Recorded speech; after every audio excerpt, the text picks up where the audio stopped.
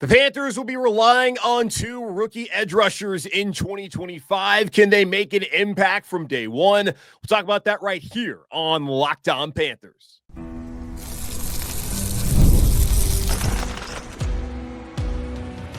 You are Locked On Panthers, your daily Carolina Panthers podcast. Part of the Locked On Podcast Network, your team every day.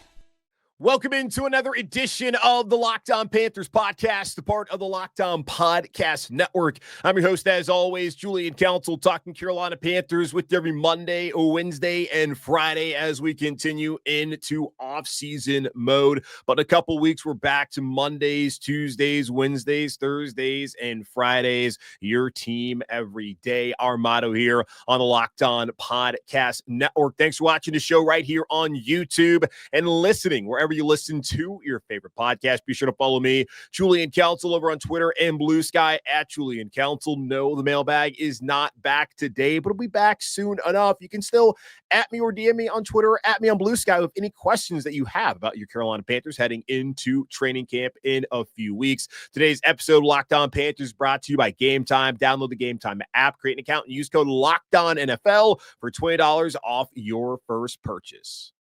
Happy 4th of July. Let's talk about some edge rushers as we get set for the 2025 season here in Carolina. And it's pretty clear that the spotlight when looking at this edge rusher group is going to be on the two rookies, Princely Umanmielen, the third-round pick from Ole Miss, by way of Florida, of course, and Nick Scourton, the second-round pick out of A&M, by way of also Purdue. Those guys going both on day 2 of the 2025 NFL draft. And that's when the conversation was sparked about the future for Jadeveon Clowney, the former number 1 overall pick from South Carolina, Rock Hill native, who spent one season last year here in Carolina. And then a few weeks after the Panthers made a decision to draft Scourton and to draft Umanmielen, they moved on from Clowney, saving $7.775 million against salary cap here in 2025. And overall, Jadeveon was a good player for Carolina. He was solid for them last season. He was a top 50 edge rusher, according to Pro Football Focus. He had 5.5 sacks,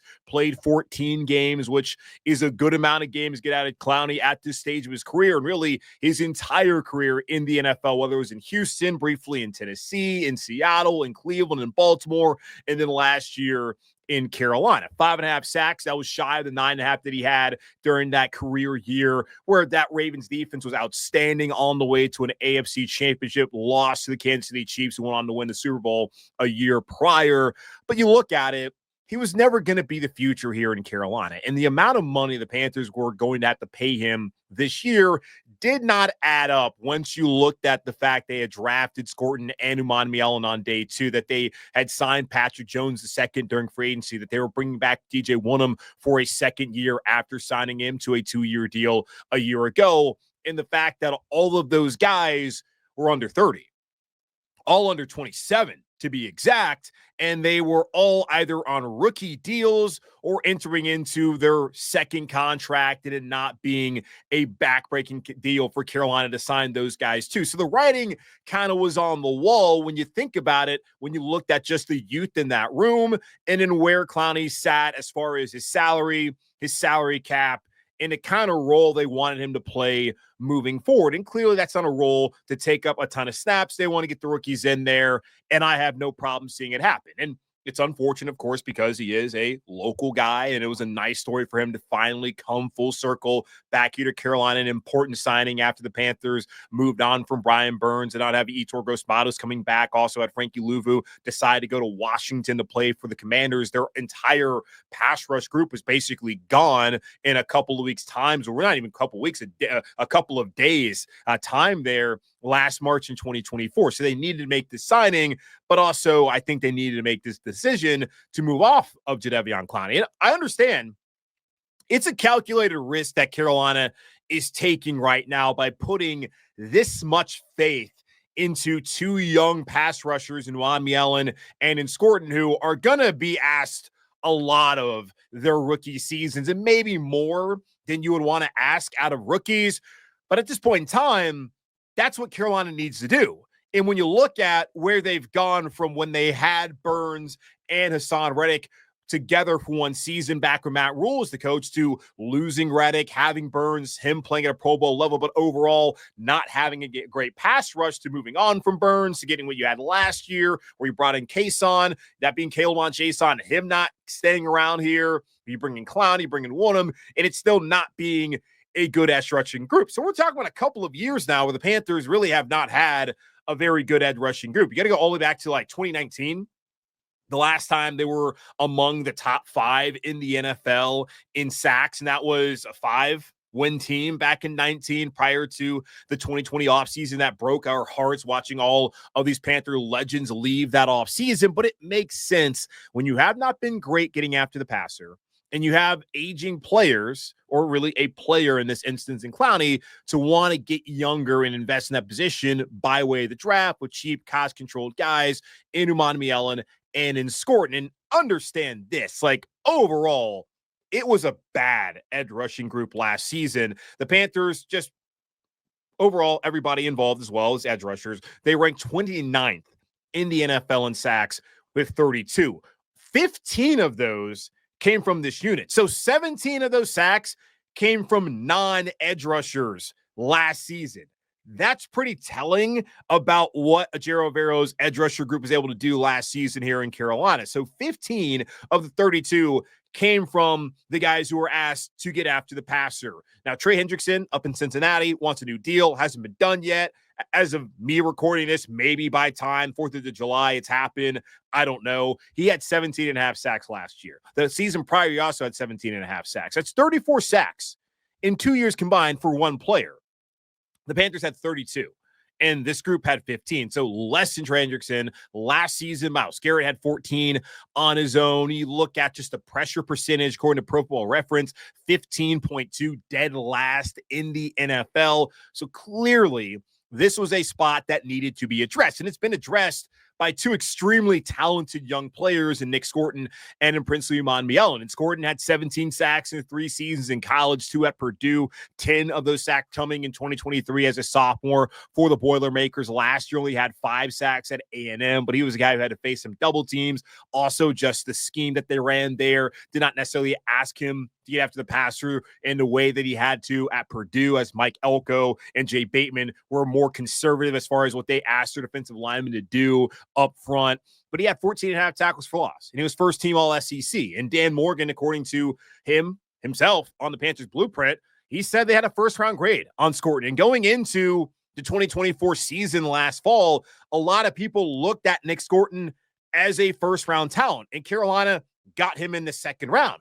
Princely Umanmielen, also extremely talented, spent his first 4 years at Florida down there in Gainesville. Then he went to Georgia, their arch rival, last year, where he was also first team all SEC. And then had 10 and a half sacks, which tied top 10 in the FBS a year ago, and had a 91.1 PFF grade in 2024. Another guy who I'm sure the Panthers had a pretty high grade on, maybe even a second round grade. Didn't have the picks to take him there in the second round, but they got him still day 3, third round. Had to trade up to get him, but you get both of those guys who are first team all SEC performers, guys who played at the highest level of college football, who can give you a ton of years of solid play on each edge here on this defense moving forward. So I look at it, I don't know what to expect from either one of them. I would expect at least this, I suppose, that Scourton would be the one who early on would be the one that they're asking more out of from a 3-down perspective, where Umanmielen is more of a situational pass rusher. And they brought in guys like Patrick Jones II to be more of someone who can stop the run. And then Wonnum, certainly you would expect him to be more of a pass rusher as well. So we'll see how it develops, but it's very clear that both of these guys are going to have to play a lot this year. Just the question I have heading into the season is, how long will it take for them to be difference makers? Will it happen day 1? Will it be week 3? Will it take until midway through the season?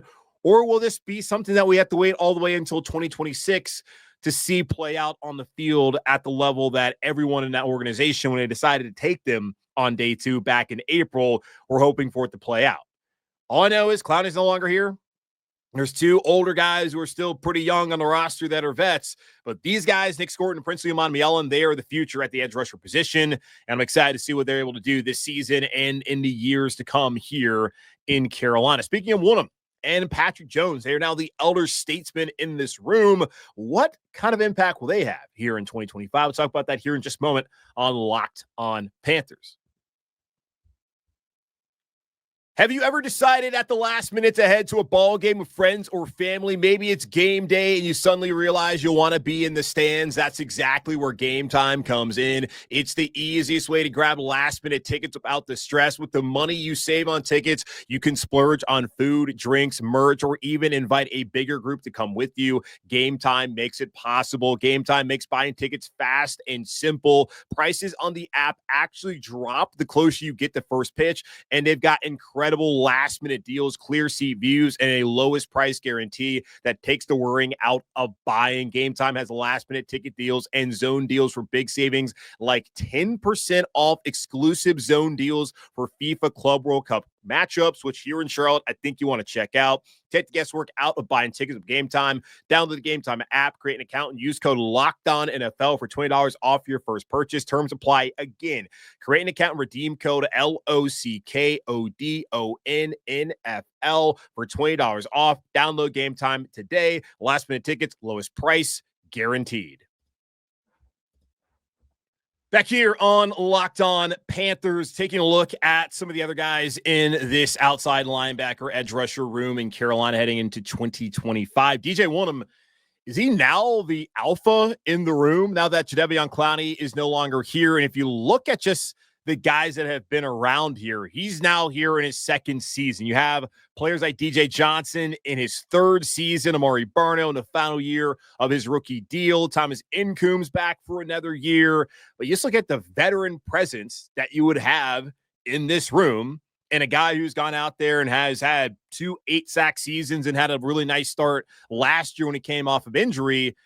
I suppose just by process of elimination, he would be the alpha in this room at this point in time. You go back to last offseason, DJ Wonnum signed a 2-year, $12.5 million deal coming over from Minnesota. Now, he had a partially torn quad that cost him the last month of the season there in 2023. And that was a little bit of a question as far as when he would be back, and missed some time during OTAs, missed some time during mandatory minicamp. And we found out, and I was told by a little birdie back then, that it was not quad related. It ended up being a blood clot that was in his arm that cost him the first 9 games of the season. But when he made his season debut there in week 10 in Munich, Germany versus the Giants, we saw the kind of juice as a pass rusher that DJ Wonnum could provide to Carolina over those final 8 games of the season. He played at 26 pressures and 4 sacks. Looking at PFF, they don't rate him favorably at all. When you look at it from like watching the game with my own eyes, I felt like you saw from DJ Wonnum somebody who can really help out Carolina. Now, if you also understand that this is not a great edge rushing group, period, last year, and you look at what they were without him and with him, certainly a tick better, but not overwhelmingly great or that much better in the grand scheme of things when looking at the rest of the NFL and even just looking here inward with this organization. So his PFF grade last season, 55 on the dot. That was 95th out of 119 qualifying edge rushers. Run defense grade, 53 on the dot as well. That was 94th out of 116 edge rushers. Pass rush grade was a little bit better at 56.4.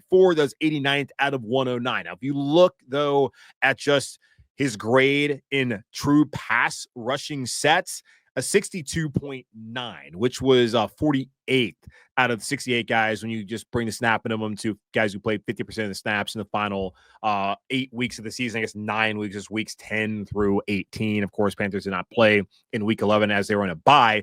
Jadeveon Clowney, by the way, was third when looking at pass rush grade and true pass rushing sets last year from weeks 10 to 18. So one of them came in, he gave the Panthers a boost, but there's still questions just about how good he can be for Carolina.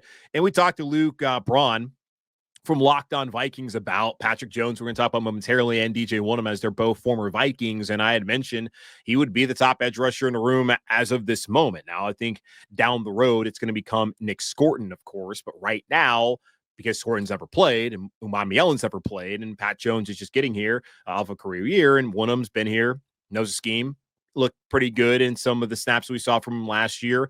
I'm going to go with him as the top guy as of this moment on July 4th. Certainly it can change moving forward. And I think, again, it will change. Eventually will be Scourton, whether it's this year or next year or beyond. We will see when that's going to be. But like Luke wasn't really like buying that. He was a little surprised to hear it. And I think that says something, at least for somebody who has spent far more time than I have covering the career of DJ Wonnum at the NFL level.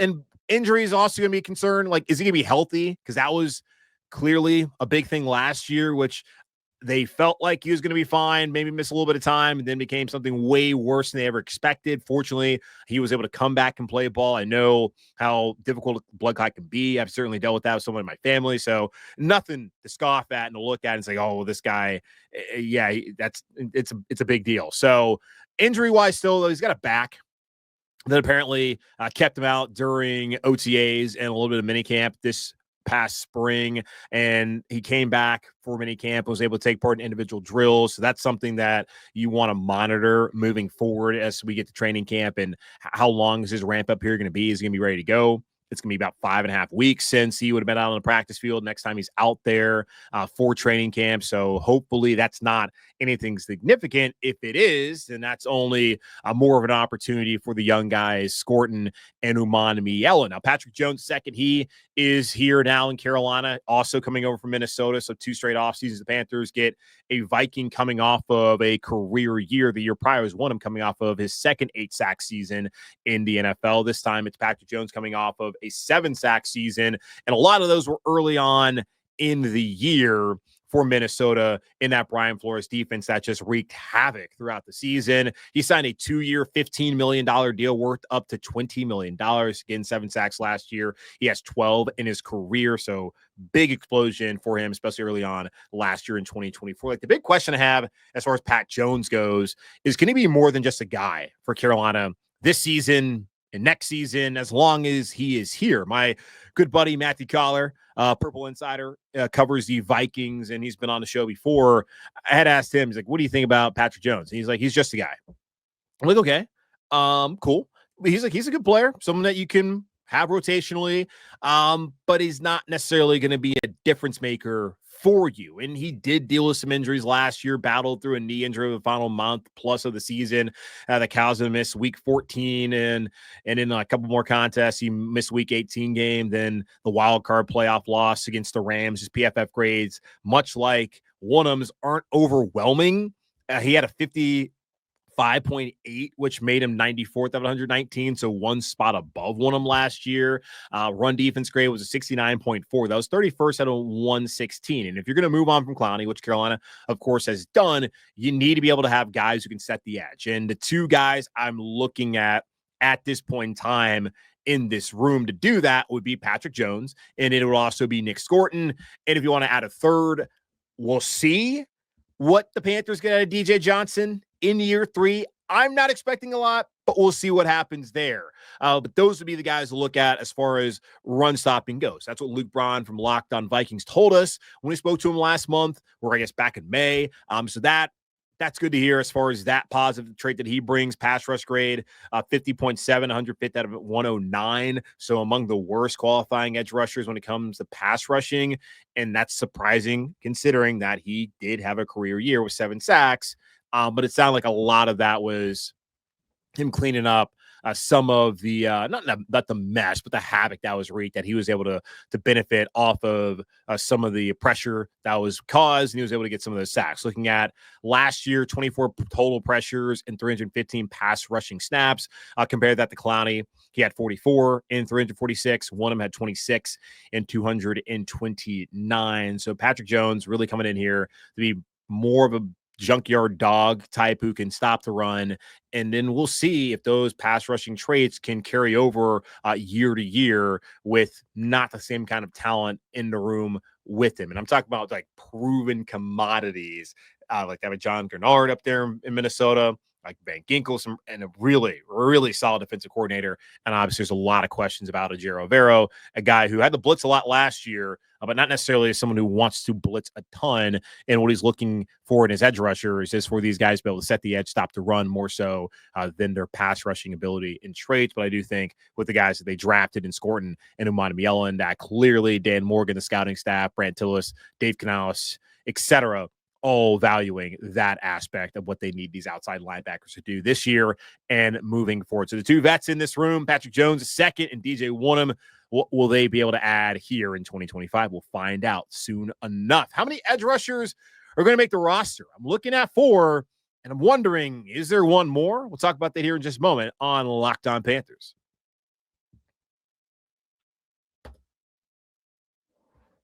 Trying to project the 53-man roster and how many edge rushers the Panthers will keep initially come late August last year. Looking at it, they only kept 4, Jadeveon Clowney, DJ Johnson, Calebon Chason, who did not stick around much longer, and Eku Leota, who was preseason darling and also did not stick around much longer. Don't even know if he's caught on with a team anywhere else in the NFL since being cut by Carolina. Now, this was also kind of a qualifier. They kept 4, but DJ Wonnum was on the PUP list, physically unable to perform because of the blood clot issue that we were not aware of at that point in time. Amari Barno was recovering from a torn ACL, suffered in Week 16 the prior year against the Packers in that loss. For Bryce Young was excellent in that game, and both those guys took a while to come back. And also a guy, Cam Gill, who had been in Tampa with Dave Canales, he was placed on injured reserve, making him done for the season. So they had guys I thought that they would have liked to have on the roster. They could have had like 6 or 7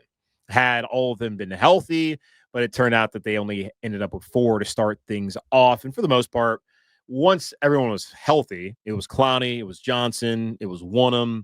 Didn't really have Barno. You had to throw guys like Thomas Incoom in there, and some other dudes that they brought off the street. It was really about 4 that they had, so not a robust group. And I look at this, I break it down in tiers: guaranteed roster spots, roster bubble, and then practice squad options / UFL bound, which is no shame in that. Guaranteed roster spots, it's the 4 we've already talked about. DJ Wonnum, who's at this moment in time the alpha. Patrick Jones second, who just signed a deal, 2 years, $15 million up to 20 in incentives. He's back, or he's here as a guaranteed roster spot. Nick Scourton, who they just drafted in the 2nd round, and Princely Umanmielen, who they just drafted in the 3rd round. All 4 of those guys will be on the roster. Just the big question for me is anybody else going to be there? Now, DJ Johnson, former 3rd round pick from a couple years ago, has not panned out into being a difference maker at this point in time. And when they drafted him, it was known that he was formerly a tight end who had transferred to Oregon, became an edge rusher, was honorable mention, Pac-12, RIP, and was going to be a project at 25 years old. Not necessarily what you're looking for, in my opinion. It was apparently what Ejiro Evero was looking for. Apparently it was what Scott Fitter was looking for, and what the Carolina Panthers organization was looking for. Why? I don't know, but maybe we'll find out this year. Maybe we'll finally see it with DJ Johnson. But last year, we weren't really seeing it. 54.2 PFF grade. That was 98th out of 119 edge rushers. Not really that far behind Wonnum and Jones, might I add. So I guess that is one redeeming quality about the situation. Run defense grade 60.3. That's actually his redeeming quality. If he's going to be able to do anything here in Carolina, it's going to be setting the edge, and that will be his chance of making the roster, along with, I would think, special teams at this point in time with the additions via the draft and free agency. And now 62nd out of 116 edge rushers. Pass rush grade gives you nothing, 50.1. And he was credited, by the way, looking at PFF, Pro Football Focus, with 1 pressure and 1 sack, got home on the season in 128 pass rushing snaps. So that is just, at this point in time, it has not been his forte. Maybe it will, but I'm guessing that's not going to be the case. So we'll see. I mean, Ejiro being back is obviously a good thing for Johnson, I would think, because Ejiro was a key part of him being here in Carolina in the first place, which I'm guessing is another demerit for Ejiro, considering a lot of y'all don't want him back, but Dave Canales is sticking by his man. We'll talk more about all those numbers that we had to watch Panthers allow last year when we do the State of the Defense podcast in about a week and a half. But that's a big reason why I think DJ Johnson has a good chance to make the roster. Now, looking at his production and just his overall talent level, I don't really see it. Now, Amari Barno and just the rest of the group's a big reason why he has a great chance. Barno had the ACL tear back in 2023, started off the year on PUP and came back late in the season. Didn't really do a ton to make you feel really good about him heading into the final year of his rookie deal. And according to Dave Canales, he had a procedure to clean out his knee, and he believes it's the same knee that he had torn at ACL in. That was going back to OTA's mandatory minicamp, so he missed time there. And it's just kind of a matter of when he'll be ready to go. If he's not ready to go early on in camp, maybe this can be a situation where they place him on IR and do kind of an injury settlement, or they cut him with an injury settlement. But he's more of a special teamer, and that's what you're really looking for outside of those top four guys, is someone who can come in and play special teams, and that's what Amari Barno has been able to do. So if that knee, after it's been cleaned out, if he's solid there, that would be his ticket to making the roster in this final year in all likelihood in Carolina. Then Thomas Incomb's another guy who I have on the roster bubble because he's been around, was around last year, playing a couple games, more of a special teamer as well. So he would be somebody to monitor as we get to the preseason games. And Dave said it's going to matter about what wide receivers and those numbers. I would think it's going to matter as far as the amount of numbers they have at edge rusher. And then the two guys I'm looking at is practice squad options last UFL bound. Boogie Basham, formerly of Wake Forest. I think Richmond Spider at first, but he is somebody to look at, maybe even possibly on the roster bubble as well. And then this is actually probably the truest sense of a practice squad option. Mapalo Mwansa, he would be somebody who would take up that 17th practice squad spot because he's a part of the International Pathways program for Carolina. Last year they had someone who was part of that. I forget his name. But he never played in the game. He's no longer here in Carolina, but that would be the guy who would probably actually fill that spot. So no, I do not expect him to make the roster, but I do expect him to be here. Well, I would guess he'd have a pretty good chance to be here part of the practice squad as that 17 practice squad member, again, a part of the International Pathway program the NFL has for international players. So that's how I'm breaking it down with the edge rusher. But overall, I think four guys. I feel comfortable for 5, possibly, if it's someone who can show themselves to be worthy on special teams, or if just Sajero really wants DJ Johnson back on the roster.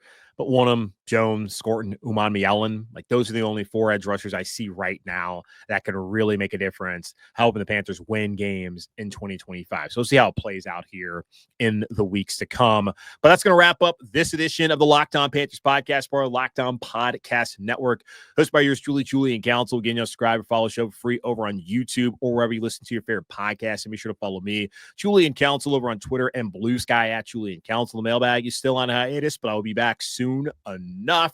So either at me or DM me to get those questions in whenever you want, and I can answer them there on my DMs or over on my feed.